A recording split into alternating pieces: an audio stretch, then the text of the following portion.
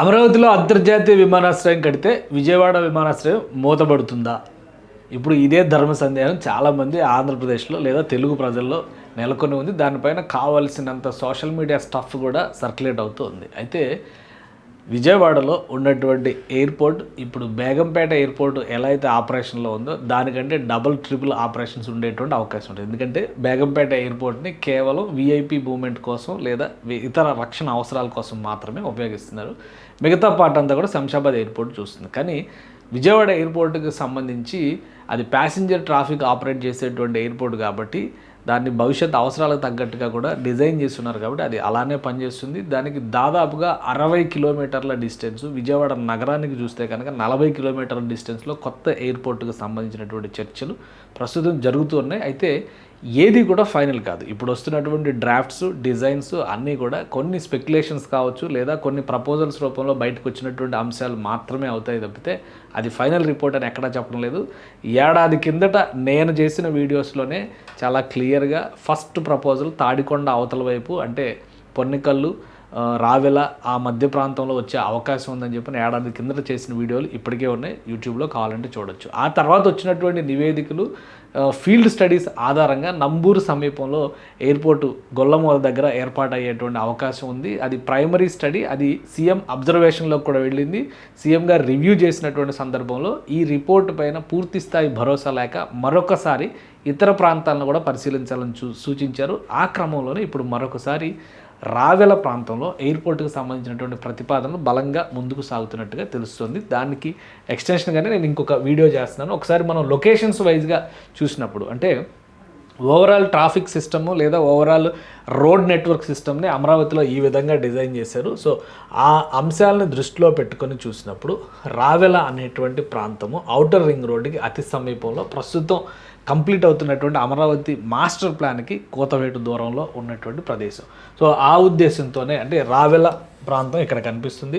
మనం గతంలో కూడా రావెల, తాడికొండ, పొన్నెకల్లు ఈ ప్రాంతాల మధ్యలోనే ఉండే అవకాశం ఉంది అనేటువంటి ఎయిర్పోర్ట్ ఫస్ట్ ప్రపోజల్ నేను చేసినటువంటి వీడియోలో 3 వీడియోలు చేశాను. ఒకటి మైలవరం దగ్గర ప్రపోజల్ అడుగుతున్నారు, దానికి సంబంధించినటువంటి అధ్యయనం జరుగుతుంది అనేది. రెండవది ఈ ప్రాంతంలో, మూడవది నంబూరు దగ్గరది ఆల్మోస్ట్ రైట్స్ సంస్థ ఒక అధ్యయనం చేసి గ్రౌండ్ లెవెల్ రిపోర్ట్ను కూడా ఇచ్చింది. ఆ తర్వాత ఇప్పుడు దీనిపైన అధ్యయనం జరుగుతుంది. అతి త్వరలో రావెలకు సంబంధించినటువంటి డీటెయిల్స్ వస్తాయి. అయితే ఇక్కడ ఎక్కువగా చర్చ జరుగుతున్నటువంటి విషయం ఏంటంటే అమరావతి ఇంటర్నేషనల్ ఎయిర్పోర్ట్ అనేది కనుక ఏర్పాటు చేస్తే ఏం జరగవచ్చు అనే దాని మీద ఇప్పుడు వచ్చినటువంటి డేటా ప్రకారం 2 రోజుల క్రితం మెయిన్ స్ట్రీమ్ మీడియాలో కూడా వచ్చినటువంటి కథనాల ప్రకారం చూస్తే కనుక 3,400 కోట్ల రూపాయల పెట్టుబడితో ఒక ఎయిర్పోర్ట్ నిర్మాణం జరుగుతుంది, ఒక భారీ ఎయిర్పోర్ట్ నిర్మాణం జరుగుతుంది. అది కూడా 5 ఫేజుల్లో, అంటే 5 ఫేజులు అంటే ఒక దీర్ఘకాలిక ప్రణాళిక అనమాట. 2026 నుంచి మనం క్యాలిక్యులేట్ చేస్తే ఇక్కడ చెప్పినటువంటి ఆపరేషన్స్ ప్రకారం 2028-30కి కంప్లీట్ అవుతుందని చెప్పండి. 2 ఏళ్లలో ఎయిర్పోర్ట్ కంప్లీట్ చేసే అవకాశాలు ఎంతవరకు ఉంటాయి అనేది గమనించాలి. అలానే 5 ఫేజెస్ అంటే దాదాపు 2035 వరకు ఇక్కడ వేసినటువంటి అంచనాలు ఉన్నాయి. అంటే ఒక 10 సంవత్సరాల ప్రణాళిక ఇది కనిపిస్తుంది.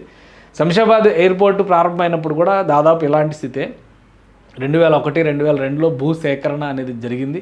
2005లో దానికి సంబంధించి 2006లో దానికి సంబంధించినటువంటి భూమి పూజ జరిగింది. 2008 ఎండింగ్లో ప్రారంభోత్సవం జరిగింది. సో అలా చూసినప్పుడు ఈ ప్రణాళిక చాలా దీర్ఘకాలిక ప్రణాళిక అవుతుంది, భవిష్యత్ అవసరాల కోసం తయారు చేస్తున్నటువంటి ప్రణాళిక అవుతుంది. కానీ ఇప్పుడు రావెల పరిసర ప్రాంతాల్లో వస్తున్నటువంటి చర్చను ఒకసారి మనం ఈ ప్లేస్ని చూస్తే కనుక నేషనల్ హైవే 544 ఇది రాయలసీమ వైపు నుంచి అమరావతి కనెక్ట్ చేసేటువంటి ఇది ఇక్కడ మాస్టర్ ప్లాన్ ఏరియా. ఇది కూడా ఎక్స్టెన్షన్ చేయాలనుకున్నటువంటి మాస్టర్ ప్లాన్. ఇది ఇన్నర్ రింగ్ రోడ్ కనెక్ట్ అయ్యేటువంటి ప్లేస్ అనమాట.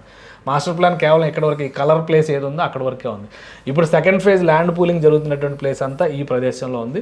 సో రావెల నుంచి ఎయిర్పోర్ట్ ఏర్పాటు చేయాలనుకుంటే కనుక ఇది ఔటర్ రింగ్ రోడ్డుకి, ఇటు ఇన్నర్ రింగ్ రోడ్డుకి మధ్య ప్రాంతం, అలానే నేషనల్ హైవేస్ కనెక్టివిటీకి దగ్గరగా ఉండేటువంటి ప్రదేశం. కాబట్టి ఈ ప్రదేశంలో కనుక ఎయిర్పోర్ట్ ఏర్పాటు చేస్తే భవిష్యత్ అవసరాలకు, ఎందుకంటే ఇక్కడ క్యాలిక్యులేషన్స్ కూడా ఉన్నాయి. విజయవాడ నగరానికి 40 కిలోమీటర్లు, గుంటూరు నగరానికి 23-25 కిలోమీటర్లు, ప్రస్తుతం ఆపరేషన్స్లో ఉన్నటువంటి గన్నవరం ఎయిర్పోర్ట్కి దాదాపు 60 కిలోమీటర్ల డిస్టెన్స్లో ఈ ప్రదేశం ఉంటుంది.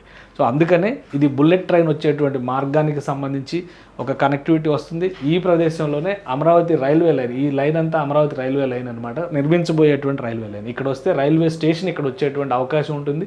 సో అన్ని రకాలుగా కూడా ఒక ట్రాన్సిట్ హబ్గా ఈ ప్రదేశం ఉంటుందనేటువంటి ఆలోచనతో చేసినటువంటి ప్రతిపాదన. దీనిపైన శాస్త్రీయ అధ్యయనాలు ఇంకా జరగాల్సి ఉంటుంది. ఎందుకంటే కొంతమంది ఇవన్నీ స్పెక్యులేషన్స్, కొంతమంది ఇవి కూడా చేస్తున్నారు. ఏ ప్లేస్ నుంచి ఎంతవరకు ఉంటే మెయిన్ టెర్మినల్ ఎక్కడ పెట్టవచ్చు, రావెల్ని సెంటర్ పాయింట్గా తీసుకుంటే ఇంత రావచ్చు, లేదా రావెల కొంచెం అవతి పైకి ఉంటే ఒకలా ఉండొచ్చు, ఇటుపక్కకుంటే పొన్నెకల్లుకి రావెలకి మధ్యలో రావచ్చు. సో ఇలాంటి అంచనాలన్నీ కూడా వేస్తూ ముందుకు వెళ్తున్నారు. ఈ క్రమంలోనే అమరావతి ఇంటర్నేషనల్ ఎయిర్పోర్ట్ రెడీ అయిపోతుంది కాబట్టి విజయవాడ ఎయిర్పోర్ట్ మూతపడుతుంది అనేటువంటి ప్రచారం జరిగింది. అయితే ఇది కరెక్ట్ కాదు.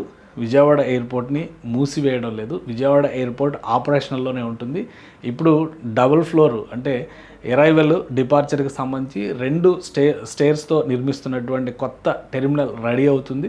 బహుశా ఇంకొక 6 నెలల్లో అది ప్రారంభించేటువంటి అవకాశం ఉండొచ్చు.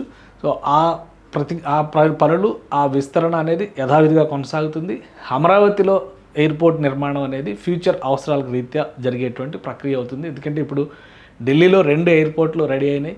ఆల్రెడీ ఉన్నటువంటి ఎయిర్పోర్ట్ కాకుండా ఇప్పుడు నోయిడా దగ్గర మరొక ఎయిర్పోర్ట్ అందుబాటులోకి వచ్చింది. అలానే ముంబైలో ఉన్నటువంటి ఛత్రపతి శివాజీ టెర్మినస్ కాకుండా ఇంకోటి నవీ ముంబైలో ఎయిర్పోర్ట్ వచ్చింది. బెంగళూరులో మళ్ళీ 2వ ఎయిర్పోర్ట్ నిర్మించేటువంటి ప్రణాళిక అమలు చేసేటువంటి ప్రయత్నం జరుగుతుంది. 2వ టెర్మినల్ నిర్మాణం కంప్లీట్ అయింది. 2వ ఎయిర్పోర్ట్ నిర్మించే దిశగా కర్ణాటక ప్రభుత్వం అడుగులు వేస్తుంది. సో భవిష్యత్ అవసరాలను దృష్టిలో ఉంచుకొని చూస్తే కనుక అమరావతి నగరాన్ని ఒక గ్లోబల్ సిటీగా డెవలప్ చేయాలని భావిస్తున్నటువంటి తరుణంలో 2వ ఎయిర్పోర్ట్ అవసరమని ఆ ప్రతిపాదనని ఇప్పటికే ఇందులో పెట్టాలని చెప్పని రాష్ట్ర ప్రభుత్వం నిర్ణయించింది. సో ఇందులో ఒక క్లారిటీ ఉంది. విజయవాడ ఎయిర్పోర్ట్ ఎట్టి పరిస్థితిలో మూతపడే అవకాశం లేదని చెప్పని రాష్ట్ర ప్రభుత్వం క్లియర్గా చెబుతోంది.